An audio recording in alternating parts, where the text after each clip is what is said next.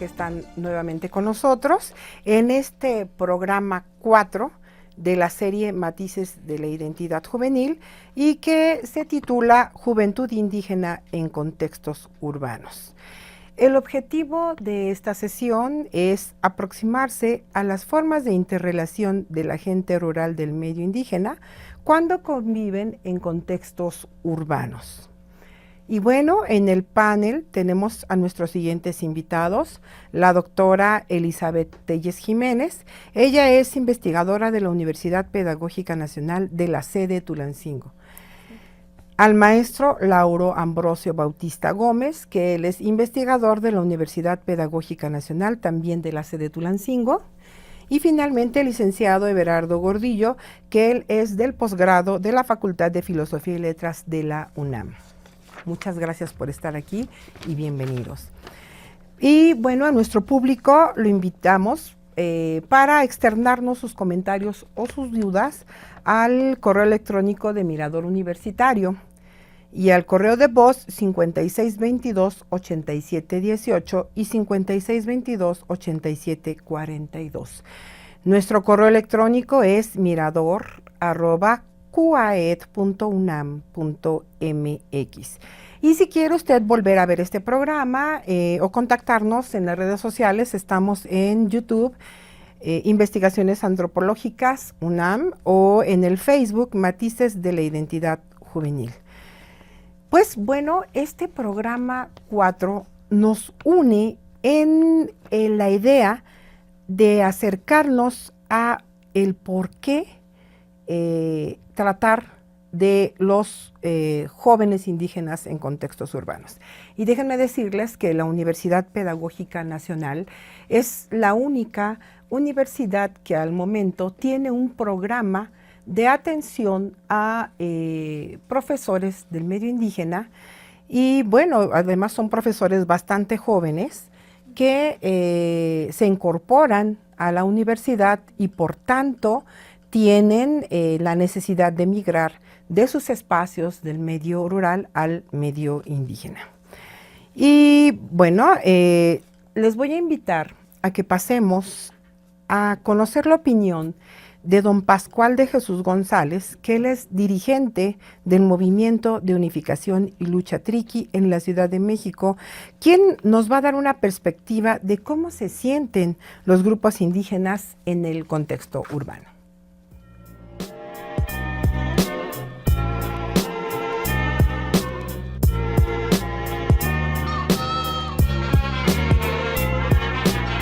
Según los informes del Consejo para Prevenir y Erradicar la Discriminación, COPRED, los indígenas somos los más discriminados en esta ciudad.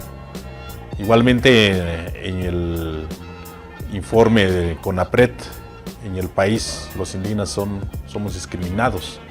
Entonces, nosotros queremos que el gobierno de la ciudad pueda hacer un trabajo serio para erradicar esta discriminación. Lo que queremos es de que esta ciudad sea una ciudad para todos, ¿sí? De que no haya discriminación y que haya reconocimiento para todos los compañeros que vienen a residir en esa ciudad.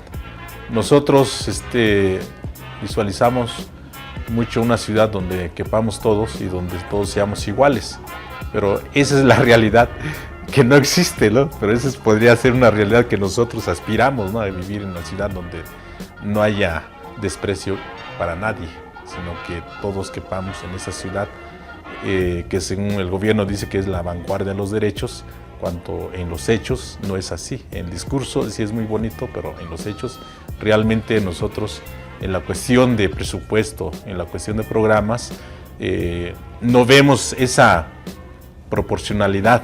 En cuanto a la población que existe en la Ciudad de México, hay una discriminación en cuanto a al presupuesto pues, que se destina a los indígenas en la Ciudad de México. El sueño que tenemos muchos compañeros en la ciudad es de que todos nos vistamos como somos diferentes pueblos indígenas. Nos vistamos como triquis, como mazahuas, como tomís, como nahuas, purépechas, tzeltzales, tzotziles, mazatecos, zapotecos, totonacos, con nuestras vestimentas, que hablemos en nuestra lengua, que nuestros niños, que nuestros jóvenes tuvieran esa oportunidad de hablar como sus padres, como sus abuelos, y que no haya,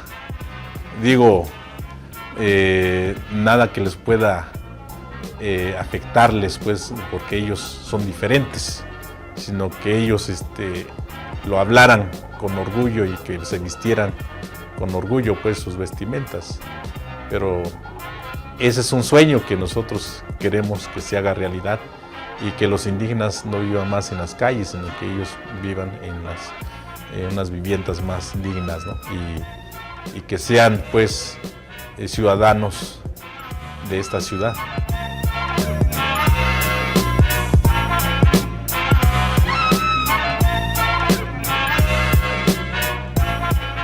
Pues en este escenario que nos está describiendo el video, yo tendría pues algunas dudas, y entre esas dos más importantes. Primero, ¿qué es ser indígena? Maestro Ambrosio, ¿qué nos puede decir al respecto?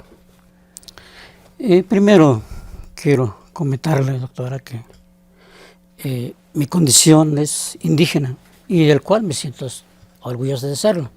Yo creo que ser indígena tiene esa característica, ¿no?, de conservar nuestra propia identidad como tal, es saber dónde ubicarnos en ciertos espacios o ciertos contextos. En esta situación quiero comentarle que en cuanto a eso, lo que nos hace ver lo que somos son nuestras formas de ver las cosas, o sea, nuestra cosmovisión, ¿no? También en este caso con las tradiciones, costumbres y todo lo que conlleva el trabajo en equipo, el trabajo colectivo. Para mí eso es ser indígena. Muy bien. ¿Y ser indígena en contextos urbanos, Eli? Yo miro al sujeto indígena primeramente como un sujeto social, ¿sí? Un sujeto que trae toda una identificación con una cultura, con una forma de ver el mundo, de entender la convivencia con los demás, el lenguaje, la comida, el vestir, el amar a su pareja, a su familia, a sus hijos. Es algo particular, una esencia de la persona. Entonces, como un sujeto social, pero también como un sujeto que quiere ser y que persigue un ideal de ser. Claro. Yo lo vería así. Everardo, ¿y por qué sentirse marginados? ¿Dónde está la marginación o cómo es eso de que se da la marginación en los contextos urbanos a los indígenas? Sí, mira, yo lo primero que tendría que comentar es que algunos datos fuertes, ¿no?, que estadísticos, ¿no? Estamos hablando de un universo de alrededor de aproximadamente 7 millones de habitantes de origen indígena, de pueblos originarios. Particularmente para el Distrito Federal estamos hablando de una población de alrededor de 123,000.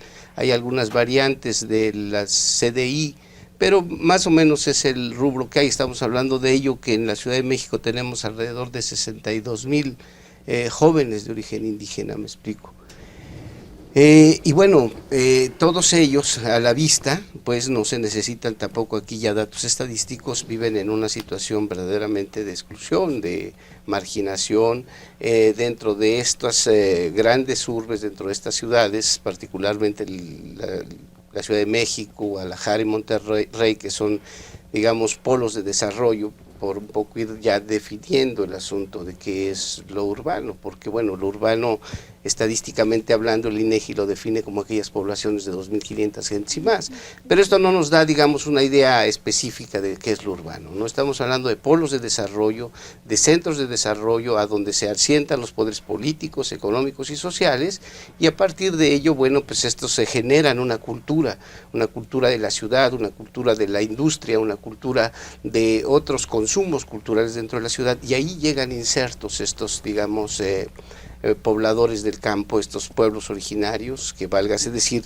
que la definición de población indígena tiene que ver con su asentamiento durante la colonia y antes de la conquista y durante la colonia, y que han sido los propietarios territorialmente de estos lugares y que permanecen a través del tiempo con su lengua, fundamentalmente, que es uno de sus identificadores principales, su cultura, sus instituciones políticas y sociales. Vamos, más en materia y contestando tu respuesta, estamos hablando de una situación en donde la gran mayoría de estos pobladores del campo, particularmente pueblos indígenas, están insertos en los sectores de la economía informal, como vendedores ambulantes, como cargadores, como empleadas domésticas. En otros casos, bueno, pues se tiene la cosa de que los podemos ver en el metro tocando algunos instrumentos musicales. En fin, este es el mundo, como yo le llamo, de los indígenas en estos contextos urbanos, particularmente en la Ciudad de México, y por supuesto que se pueden dar en la Ciudad de Guadalajara y Monterrey, que hay casos específicos, estudios muy interesantes de cómo se han venido, digamos, integrando a la vida urbana estos pobladores. Pero básicamente hablamos de marginalidad, hablamos de pobreza, ¿me explico? Hablamos de exclusión en el sentido de su acceso a la justicia, a la educación y a sus derechos que están, digamos, convenidos en tratados internacionales, y que seguro vamos a tratar ahorita, ¿eh? Claro, pero entonces esta idea de exclusión implica que son pobres, o que es porque se dedican al comercio informal, o qué opinan ustedes? Mira, Angélica, yo digamos, en ojos externos, yo pudiera mirar la inserción de los jóvenes o de la población indígena, la puedo mirar como un proceso que va haciéndose de nuevas identificaciones, de tal modo que en cada inserción, cuando ellos llegan y conviven con una nueva organización política, familiar, social, cultural, o sea, hay un contraste, hay lo que comenta el maestro, efectivamente hay una fuerte discriminación, pero ellos lo van viviendo como estos procesos que van generando como anclajes, se van identificando y van persiguiendo un ideal de llegar a ser algo. Entonces, yo no pensaría que todas las personas indígenas que llegan a contextos urbanos viven en una condición de pobreza. Hay ejemplos no sé cómo llamarle, de posicionamiento, donde se da una identificación, donde se abren como posibilidades y hay un crecimiento laboral, un empoderamiento económico, etcétera, ¿no? Entonces, obvio, no son todos, pero ahí yo creo que sí habría como que no generalizar, ¿no? Ni todos son blancos ni todos negros. Ajá. Sí, lo voy a comentar por experiencia misma, ¿no? Mi situación, me he movido en contextos urbanos desde mi infancia, pero no me fue tan fácil incorporarme o integrarme a esta sociedad, comentaba aquí el maestro. Bien recuerdo en mi infancia, no había medios de comunicación, no había inclusive escuelas de organización completa, hablo de la Huasteca. En mi comunidad únicamente había segundo año de primaria, y ahí había una población de 350 habitantes, contándome, ¿no? Y quedaban ahí aquellos que no lucharon por sobresalir e ir más allá de su comunidad. ¿Qué quiero decir con esto? Que para poder llegar ahorita, aquí estoy ahorita, tuve que pasar por un proceso largo, un proceso de definición inclusive de identidad, ¿no? Dejar a mi pueblo, buscar la forma de estudiar la primaria fuera de ir a contextos urbanos. En este caso lo hice en Veracruz, luego me vine a Pachuca, pero no como se imaginan ahora, con becas o con apoyos económicos, no, sino que quedándome en lugares insalubres para poder sobresalir. Por eso a veces no estoy de acuerdo cuando dicen, es que tu condición de pobreza, no puedes salir adelante. Yo creo que luchando lo podemos hacer, ¿no? Y otra cosa quiero comentar, la palabra pobreza, pobre, es un concepto que, a mi parecer, no existe dentro de una comunidad indígena. La palabra pobre para nosotros, lo va a decir en náhuatl, teicnelzi, pero no se relaciona la pobreza con la economía. Pobreza en el sentido de que quedaste huérfano por ese lado, ¿no? Pero no porque no tengas dinero o no tengas, porque no había uno con qué comparar ser rico o ser pobre en una comunidad indígena. Todos éramos ricos en un momento dado, en cuanto que teníamos o tenemos muchos satisfactores para uso personal, para uso cotidiano, y está en relación al contexto urbano. Lógico, hay discriminación por parte de aquel, pero también uno tiene que ver con la forma de ver las cosas, de cómo irse integrando, ¿no? Muy bien. Pues, ¿qué les parece si pasamos a conocer la opinión del doctor Alfonso Torres Hernández, quien nos hablará de un factor muy importante en el tema, que es la educación y en particular de los alumnos de la licenciatura del medio indígena que ofrece la Universidad Pedagógica Nacional?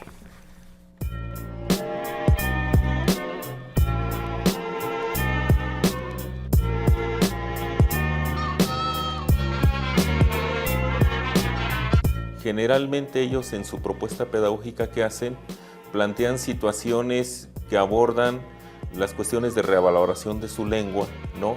La cuestión de su identidad étnica, a la cultura a la que pertenecen, y bueno, lo que ellos nos mencionan es de que sí ha mejorado en mucho eso, aunque quizá no en el impacto comunitario que ellos quisieran, pero sí en el impacto escolar, ¿no?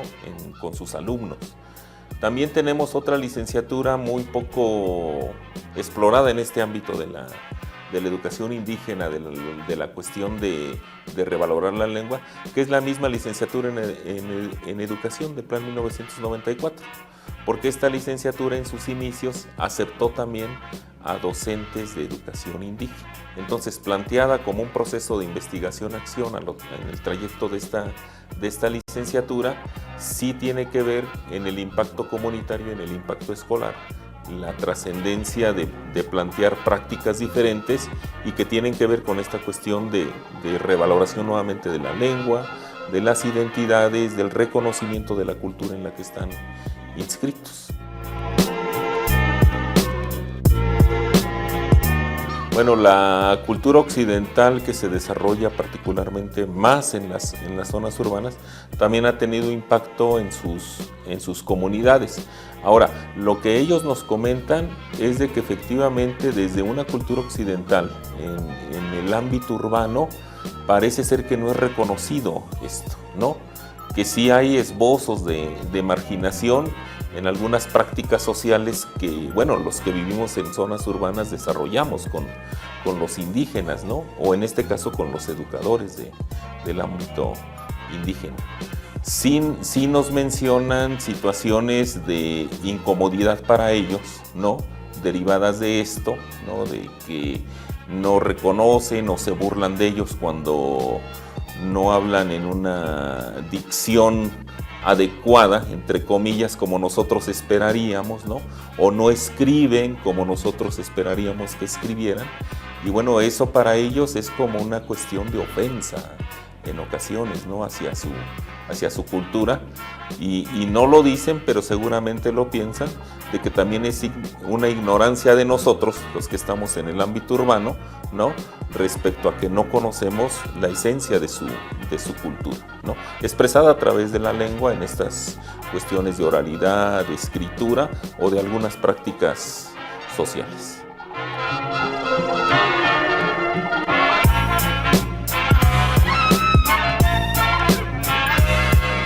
Y bueno, derivado de este video podemos preguntarles, ustedes que han convivido precisamente con indígenas que tienen que trasladarse de sus comunidades hacia las zonas urbanas, en el caso de la UPN para estudiar, ¿no?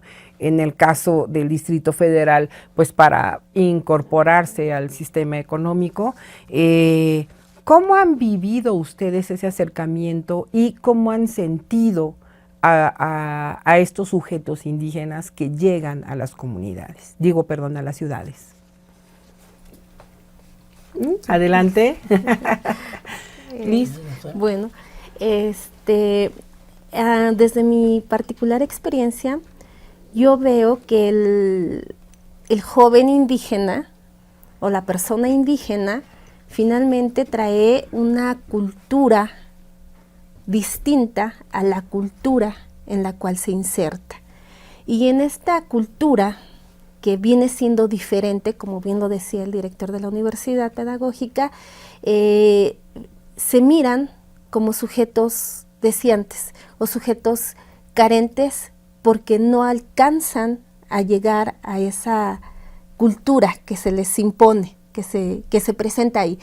Ahora, no es, y no quiero que se piense que una cultura es mejor que la otra, simplemente lo que pasa es de que una cultura ignora a la otra cultura, y en este no ignorar o en este no identificarse con las prácticas, con la lengua, con el hábitus que han construido los otros, entonces se puede generar lo que comentaba el maestro, ¿no? Esta discriminación que se manifiesta en la burla, que se manifiesta en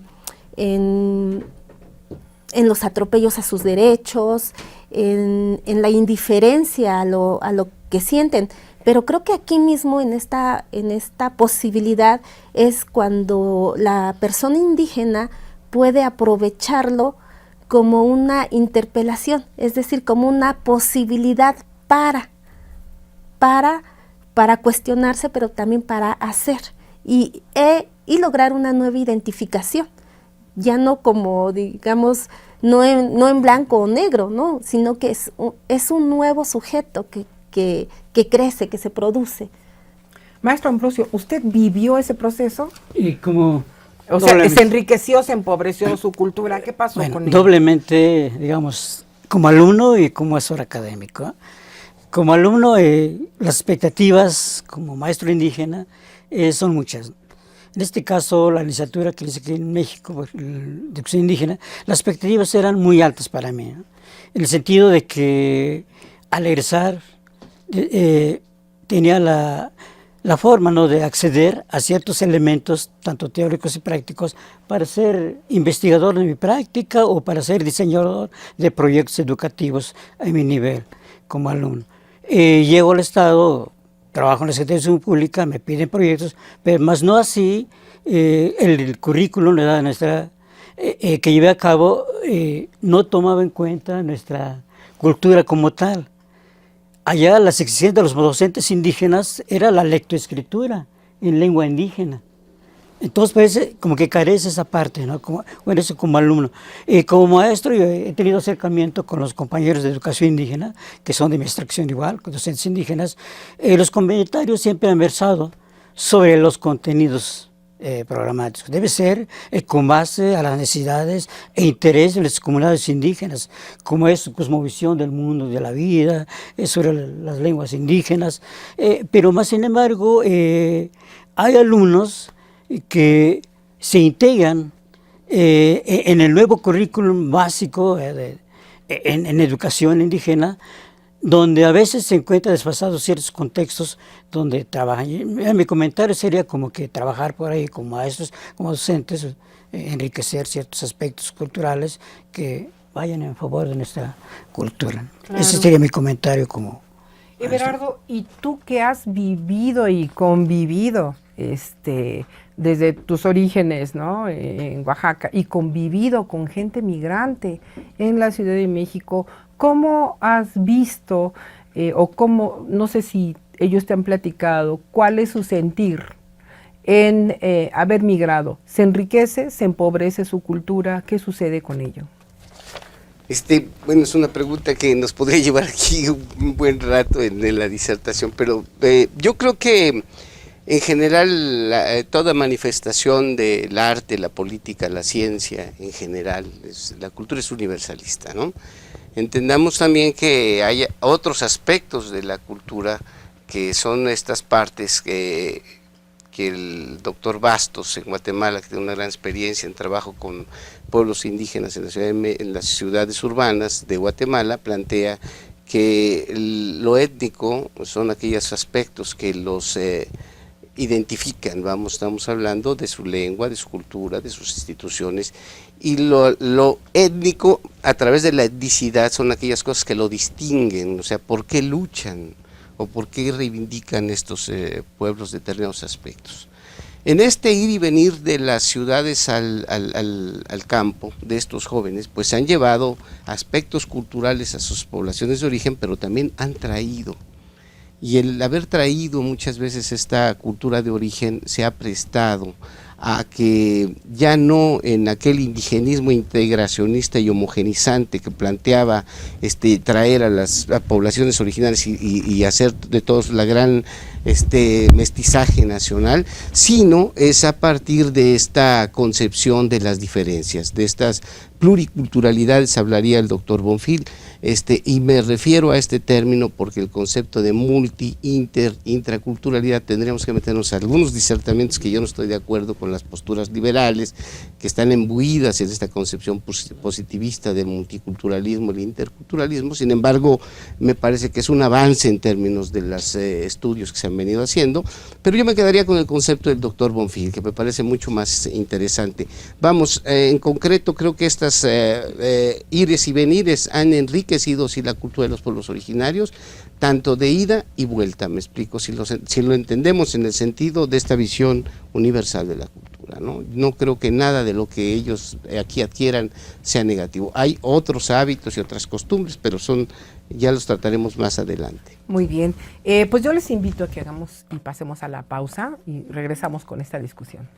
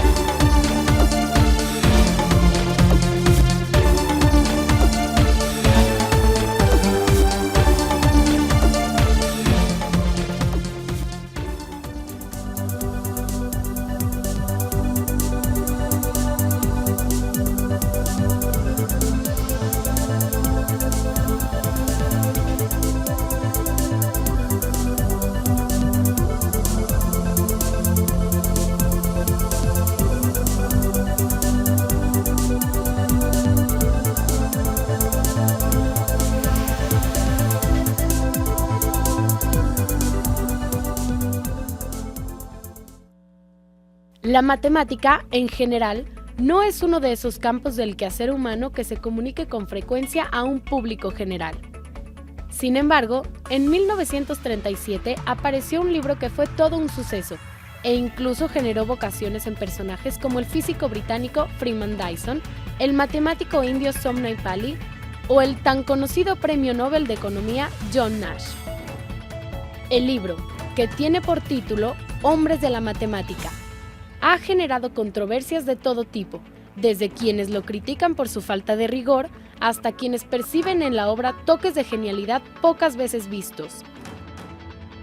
En la obra se dan a conocer conceptos técnicos que toman herramientas como la historia, los datos biográficos de matemáticos, así como algunas anécdotas y contextos políticos, sociales y culturales. Su título original en inglés, Men of Mathematics, puede considerarse un trabajo admirable y ha sido leído por millones de personas en todo el mundo. A través de sus páginas se puede ver el lado más humano y amable de la matemática, al no presentar esta ciencia como un conocimiento aislado, lo que muchas veces sucede en la escuela. En cada uno de sus 29 capítulos aborda la vida y obra de al menos un matemático, constituyéndose en un trabajo que pueden leer estudiantes, profesores y diversos públicos, permitiéndonos pasar muchos momentos entretenidos.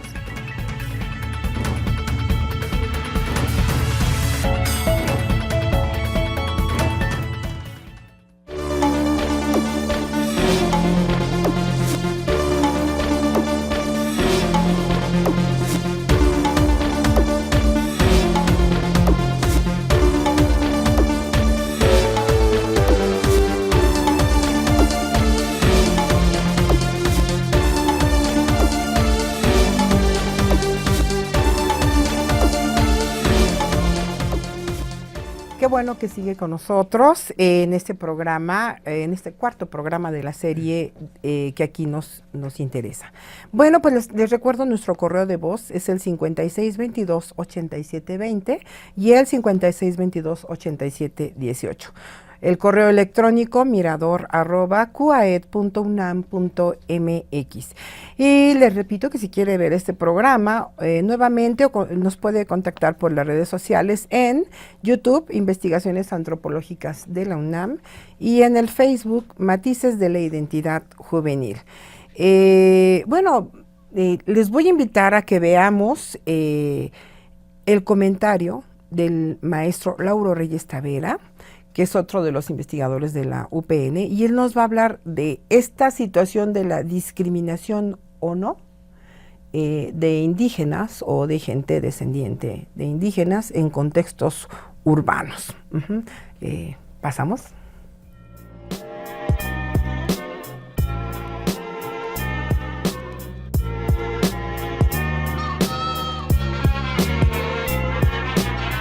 Desde que yo tengo uso de razón, jamás fui discriminado, ¿eh? A pesar de que mi madre era otomí y mi papá dominaba, su lengua materna era el español, jamás fui discriminado. Yo creo que ahí esas dos culturas se complementaron y se enriquecieron. ¿Por qué? Porque desde que nazco y desde que entro a la escuela, no hubo discriminación. En mi caso no hubo discriminación.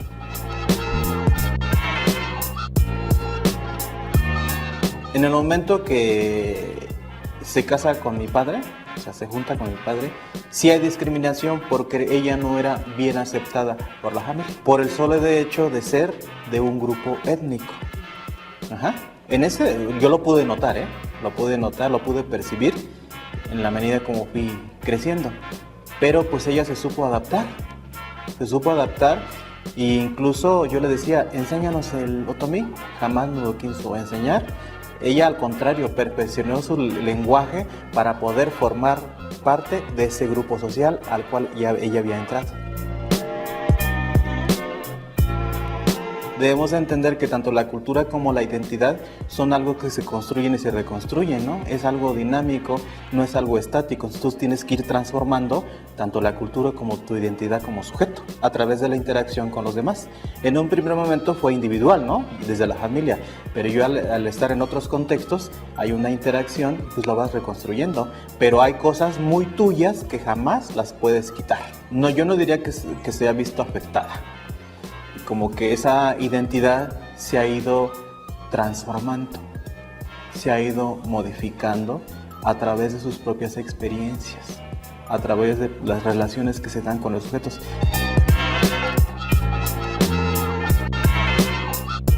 Los maestros del medio indígena que vienen a estudiar aquí han mejorado mucho. A través de la socialización, a través de la interacción con sus compañeros, obviamente que tienen su propia identidad, su propia cultura, pero en ningún momento ha habido una discriminación. Al contrario, desde el mismo enfoque de la Universidad Pedagógica dice que debemos reconocer esa diversidad, ¿no? Debemos de considerar el enfoque intercultural, que te permite reconocer los que son diferentes, pero que tú también eres diferente, pero también los otros son diferentes. Pero creo que ellos han enriquecido también su propia cultura, su propia identidad, por el solo hecho de accesar a una universidad.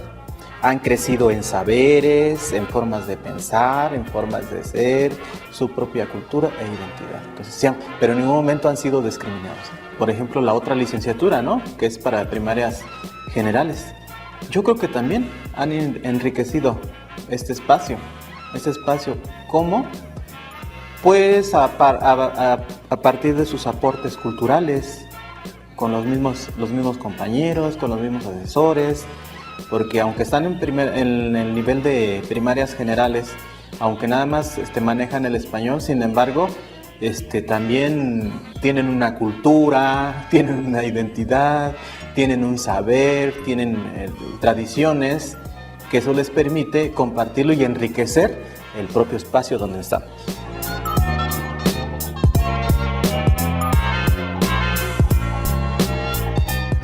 Bueno, entonces, ¿son discriminados o no? ¿Se integran o no? ¿Se enriquecen o no? ¿Qué sucede? ¿Cuál es la experiencia de los chicos del medio indígena en contextos urbanos. Liz, por favor.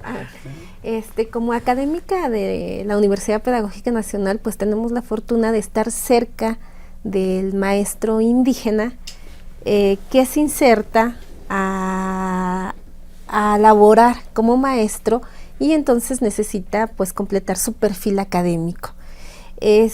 Estos jóvenes que se insertan a estas licenciaturas que ofrece afortunadamente la Universidad Pedagógica Nacional, yo sigo insistiendo en que estos jóvenes en este proceso de construcción identitaria se va dando una doble identificación. Por un lado, la identificación imaginaria, es decir, estos jóvenes se enfrentan a un ideal imaginado donde ellos se miran, pero también miran a los otros. En este juego, ellos son constantemente interpelados y ellos va a ser particular el proceso que cada sujeto va a seguir. Entonces habrá casos como el del director que acaba de hablar, director de la sede de Tulancingo, donde manifiesta que, bueno, él se inserta y de manera muy exitosa se acomoda, incluso hay un crecimiento académico y profesional. Tenemos aquí el caso concreto del maestro Ambrosio, también un ejemplo exitoso, pero hay jóvenes que les cuesta un poquito más de trabajo este proceso identificatorio. Entonces no terminan de sentirse que son indígenas con ciertas prácticas y no terminan de aceptar la otra cultura. Era un caso concreto que veníamos comentando. Entonces hay una imagen de sujeto carenciado. O sea, me miro como dominada, me miro como desposeída, me miro como marginada, y yo creo que en ese espacio, en ese interjuego de interpelación de una cultura y otra, es donde el propio sujeto puede generar la posibilidad para hacer y ofrecer.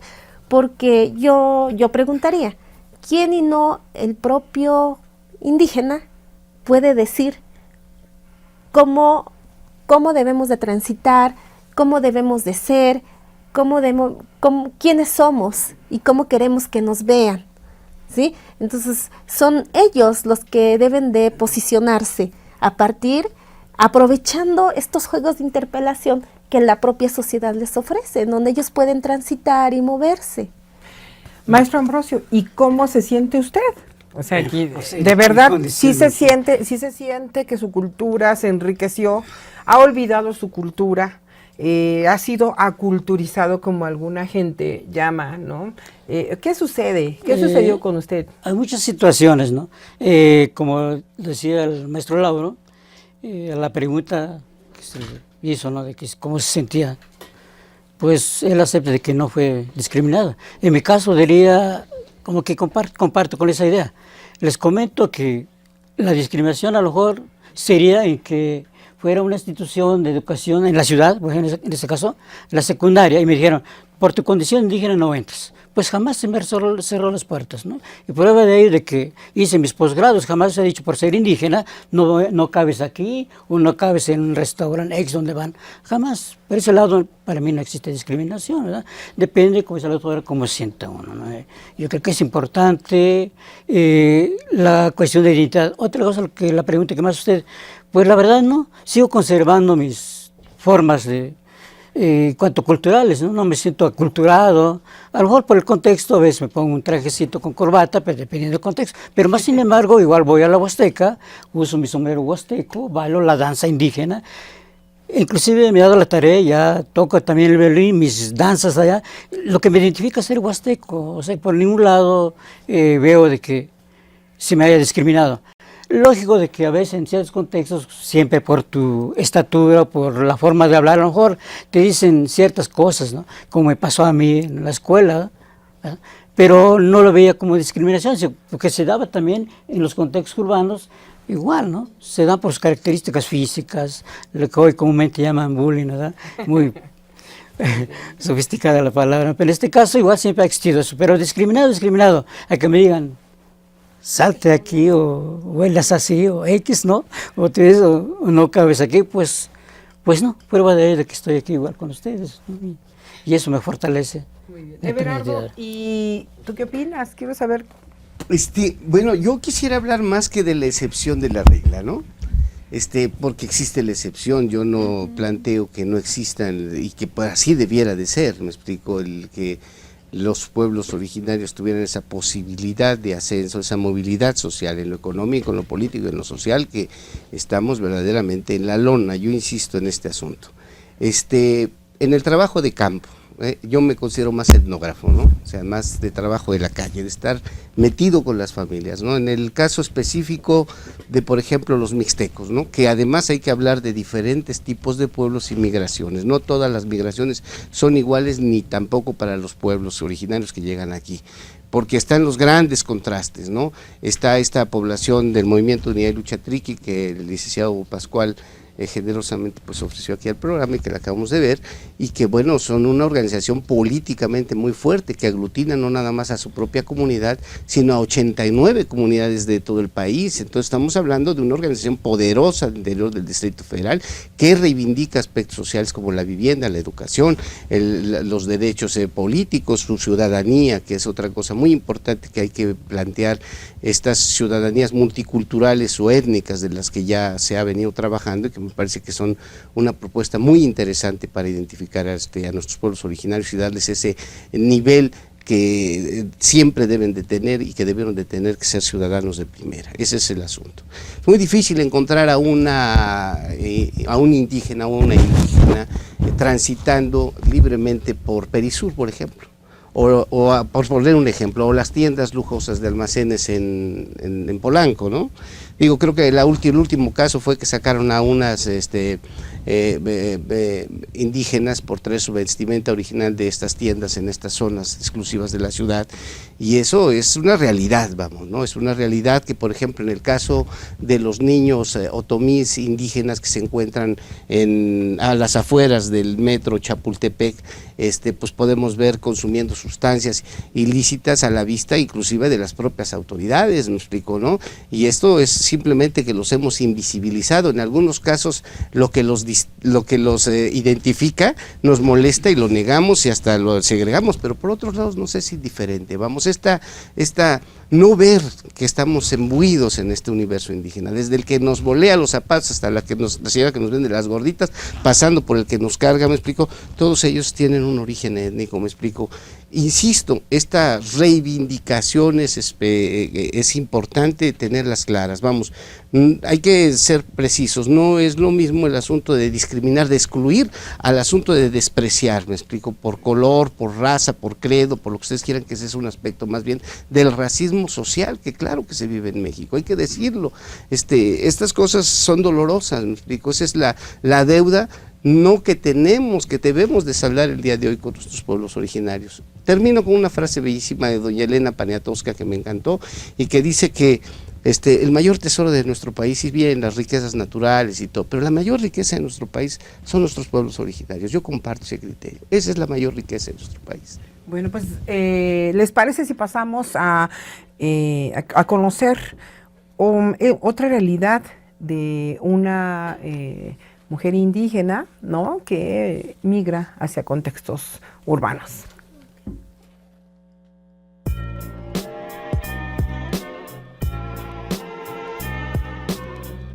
No toca Vianney Domínguez de la Cruz, ni pia Sempoaluanse Chihuitl, ni la estudiar acá en normal de profesor Fidel Mesa y Sánchez de Huauchinango, Puebla.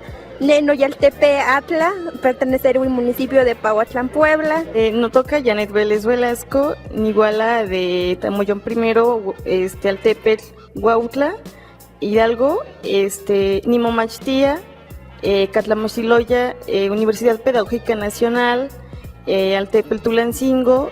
Matuhu Bernardita Lara Pedraza, Amengo Das Tera Ninins Etkani. que ha sido un poquito complicado ese tránsito de mi pueblo a integrarme a un contexto urbano. Pues no me siento discriminada porque pues mi ideología va más allá y no me quedo nada más estancado por lo que diga la gente, sino que yo me identifico como soy y si la gente me quiere burlar o lo que sea, yo no le hago caso porque el simple hecho de que yo tenga una lengua o que yo pertenezca a un contexto indígena no me identifico ser parte de la discriminación, al contrario, soy más orgullosa de lo que soy. A mí no me hace diferente. Yo, desde que recuerdo, escuchaba de mis padres el hablar la lengua indígena ñañú. Pues influyen muchas situaciones. Cambian tu manera de vestir, tu manera vayan, los estilos de vida cambian un poquito. Sin embargo, cuando eres parte o tus raíces están en una comunidad indígena, pues en mi caso yo siempre las tengo presentes. Vaya, sé de dónde vengo, sé de dónde salí y pues de alguna manera yo los tengo presentes y estoy orgullosa de haber nacido, crecido y haberme formado en una comunidad indígena.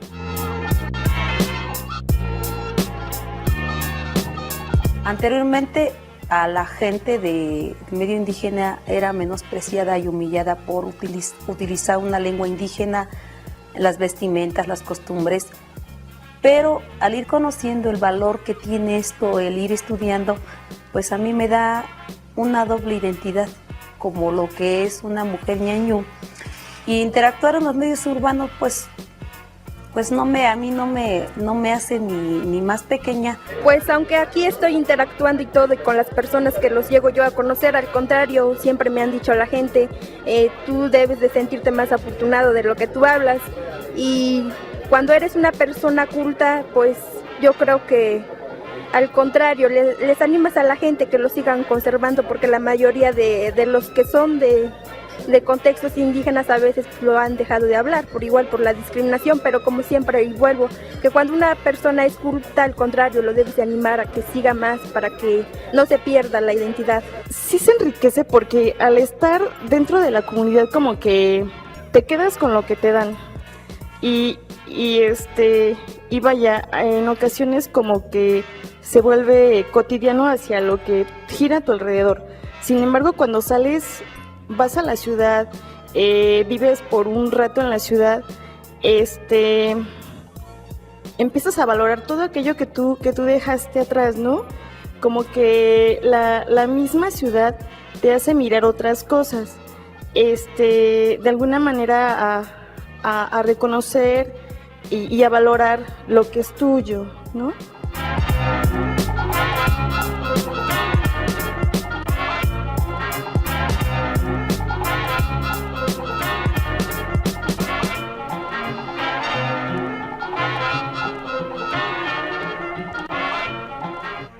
Bueno, pues escuchando todos los testimonios y continuando con la discusión, yo les pido por favor que hagan una pequeña conclusión. Finalmente, ¿qué son o no son discriminados los jóvenes indígenas que vienen a las ciudades, o son enriquecidas sus culturas, o de qué forma es la discriminación, si es que acaso son discriminados, ¿no? Liz, no sé si quieres empezar brevemente. Sí. Yo vería esta cuestión de la discriminación o no del indígena en los contextos urbanos desde una doble vertiente, desde lo individual y desde lo social. En lo individual, pues cada quien en lo particular puede mirarse y posicionarse y decir en su propia experiencia, soy o no soy discriminado.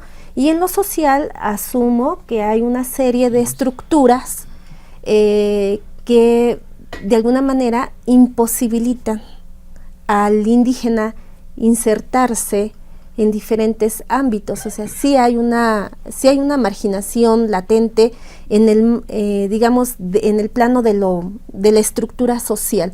Entonces, yo vería esas dos posibilidades. Yo miraría a la discriminación como un discurso que no debemos de mirar como conclusivo, o sea, no totalizador, sino que tiene sus fisuras, y en esas fisuras hay sus diversas posibilidades de ser.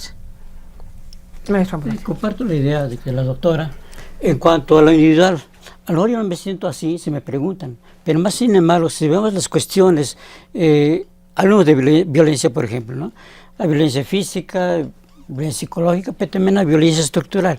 En cuanto a lo estructural, a lo mejor los programas no llegan, o la atención en materia jurídica, a lo mejor no se les hace caso por la condición humilde o la condición de ser un indígena. Entonces, como que por ese lado, a lo mejor sí existe discriminación, y eso lo vemos a lo mejor a diario en cuestiones de medios de comunicación, donde no hay atención a pueblos indígenas carentes que por derecho les corresponde, como es la electrificación, drenaje y todos los servicios de un contexto urbano. Ahí creo que sí se discrimina por una parte en cuanto a lo estructural, hablándolo también socialmente. Yo por ese lado concluyo, ¿no? Pero en lo individual depende cómo se sienta uno. Muy bien. Everardo. Sí, muy rápido. Una de las cosas más graves que hay dentro de las poblaciones de origen étnico es el asunto de las detenciones. Y ahí se puede expresar en el sistema judicial de manera clara y precisa esta discriminación, este racismo en contra de nuestros pueblos originarios. ¿En qué sentido? En el sentido más pragmático, que es el asunto del habla. No hay los suficientes traductores de lenguas indígenas y muchos de ellos hoy están encarcelados por delitos que no cometieron. Esa es una cosa gravísima que hay que decirlo y que pues denunciarlo, me explico, y que el Estado debe de resolver porque él es el garante de estos asuntos. Y que bueno, hablando de la marginalidad y de la exclusión o no, bueno, los 421 municipios elegidos para los programas sociales contra el hambre están dirigidos básicamente a poblaciones que el 90% son de origen indígena. Esto nos da más o menos un panorama muy esquemático, pero muy específico de por qué allí y no en otros lados, me explico. El caso de las mujeres, ahorita que vi a las compañeras en sus entrevistas, es un caso muy particular, es un caso que debe de tratarse con mayor profundidad. Estamos hablando de una perspectiva de género, porque no nada más se excluyen dentro de la comunidad cuando salen de su comunidad, sino son excluidas dentro de su propia familia, aquí al interior, y el grado de violencia que al menos en ciudades como la del Distrito Federal se han adquirido es alarmante. La violencia contra ellas, el asunto de no conocer, por ejemplo, ni siquiera su cuerpo. No estamos hablando de, por supuesto, compañeras indígenas como las que acabamos de hablar que están preparando, estamos hablando de trabajadoras domésticas, estamos hablando de los últimos estratos aquí sociales en el Distrito Federal, en este contexto urbano, y que conocen chicos muchas veces fuera que no son de sus comunidades, me explico, que adquieren otros hábitos, otras costumbres, otras culturas, me explico, pero que no están exentas del abandono de su familia, del abandono de su comunidad, y por lo tanto son proclives a ser violentadas de manera muy drástica, y que es un asunto que en su momento y en otra oportunidad podríamos tratar, ¿no? ¿Qué les parece si vamos con el video, un video para cerrar esta parte? Sobre todo me interesa esta cuestión de la lengua, ¿no? Vamos a ver cómo se siente una nahuablante.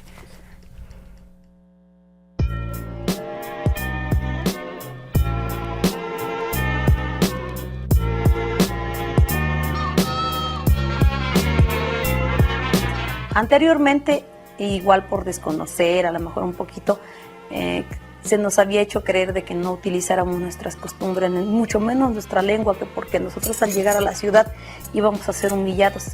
De pequeña yo hablaba español, considero que fue mi lengua materna. Sin embargo, la relación con mis padres siempre fue en español. Yo realicé mi educación básica en mi pueblo. En esas escuelas a mí me dieron la pauta para que yo aprendiera una segunda lengua, que es el náhuatl. El náhuatl es mi segunda lengua.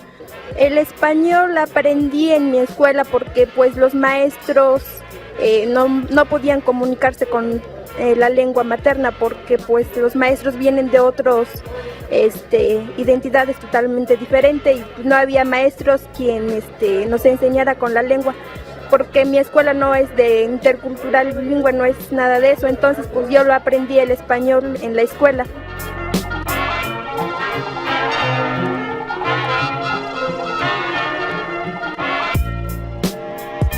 Y entonces, ¿qué pasa con la lengua? ¿se necesita hablar o no hablar la lengua para poder ser o no ser discriminado o enriquecer la cultura o no? Maestro Ambrosio. En ese aspecto es, digamos, como parte de la identidad, hablar una lengua indígena no implica situaciones que hemos hablado acá de discriminación, al contrario, enriquece al hablar una segunda lengua. Una segunda lengua implica tener mayor comunicación con otras personas, ¿verdad?, que no hablan la lengua que uno habla. Yo creo que es importante como que avanzar en ese aspecto. Y tampoco se deja de ser indígena el hecho de no hablar una lengua.